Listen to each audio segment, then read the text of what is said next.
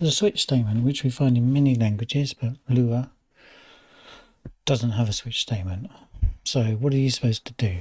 Are they useful? Sometimes. I mean, I prefer languages which have kind of more like a pattern matching type of switch statement, sometimes called when, but we're going to just talk about the standard switch that you would find in a C type language. So let's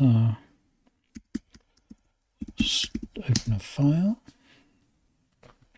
Now what I'm talking about is, say you had variable, then in C you go switch a, then you'd have cases 1, case 2, etc.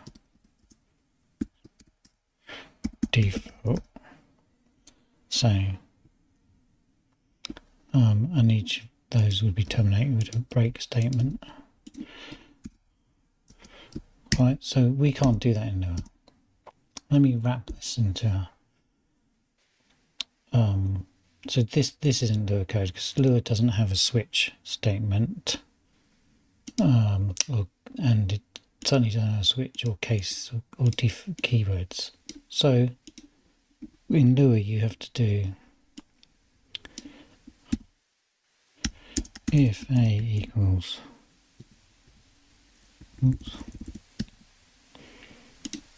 1, then you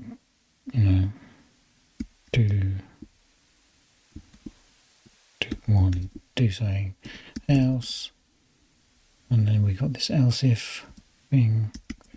A equals 2, then etc. then do 2 else, and carry on until this is your default. Do default.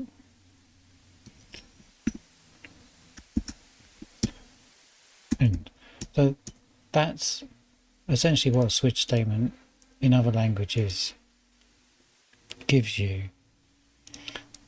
Let's get rid of the speed's going mad because I don't actually have one of those functions. Let's just print some shit. And 2, whoops. And print default.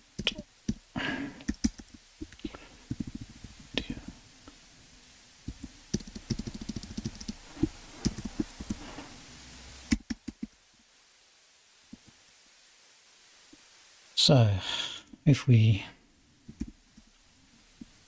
write that, if we now run on the left, left-hand pane,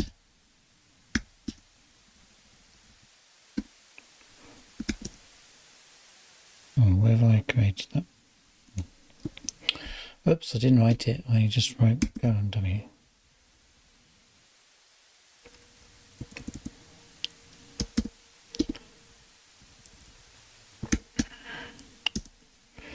Right. And then, so you see here it's printed default because 4 goes, so basically it's checking, it's doing this, and the more cases you get, the more else if clauses you have to get. It's quite messy. Certainly don't love that about Lua. But because Lua's got functions, we can do something about it. So if we go back to what we want a switch. So as with any kind of functional language, let's just create one, right? So now what's it going to take? It's going to take the thing to match again. So let's just call it X for now. And then it's going to take some cases. So this is our function. Now we're going to go, you have to do switch A, then what now? So what do we put here? Well, actually what I'm going to do is I'm going to give it a table of functions. So because I'm using numbers, but and I have 1. Then we can just do the function print 1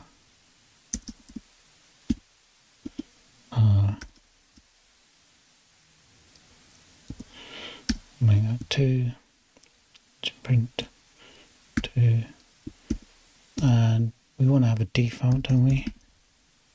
So let's make a default, print default. Okay, so that's as close as I'm going to get here to a switch statement. Of course, it's not going to do anything. Oops. Because I don't actually have any code in my function. So how do we make this work? Well, it's actually not too hard. So we've got our cases, so we can pull out the case, the match. It's going to be, we just look up X from our cases. And then if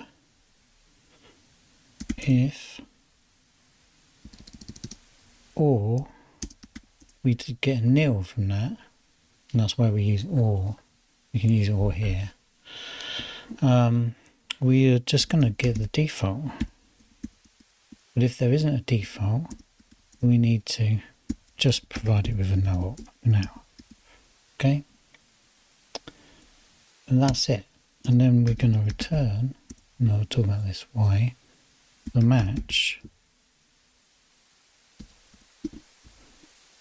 and that should be it. And then here we do switch 1, switch 2, switch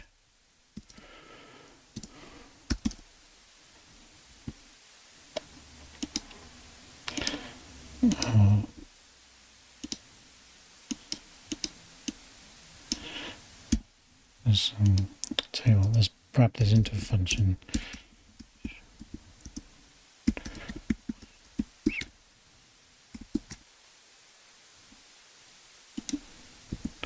So we can call it multiple times.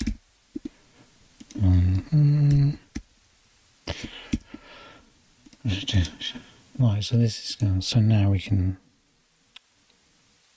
do switch 1,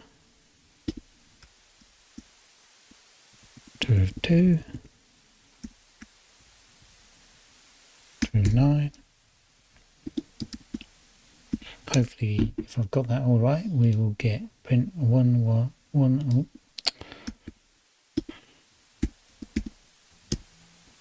To tell you what, to prove it's working properly, let's print out the string.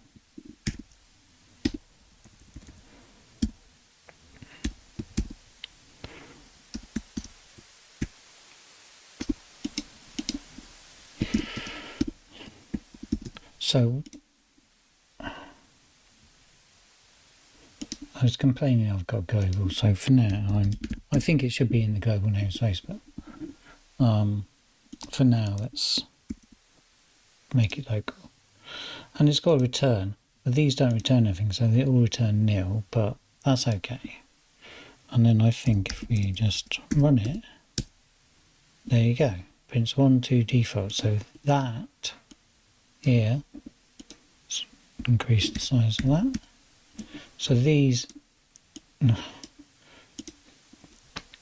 two lines of actual code, 4 lines if you include the function and the ends, creates a switch, as good a switch statement as most languages. It's a little bit more complicated because you have to call it like this with the thing you want to match.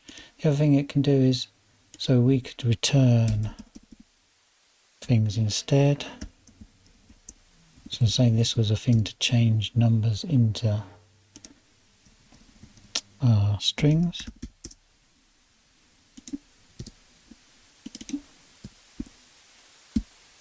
return, and let's just say lots.